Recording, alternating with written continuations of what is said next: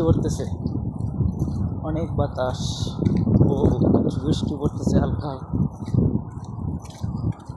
পরিবেশটা অনেক স্নিগ্ধতা আমাকে উদ্ধার করে তোলে।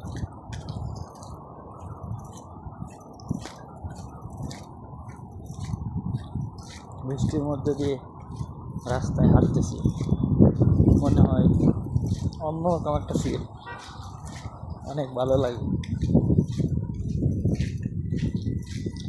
তো কথা বলতে বলতে এখন আমি চলে এসেছি মালিকের বাসার সামনে।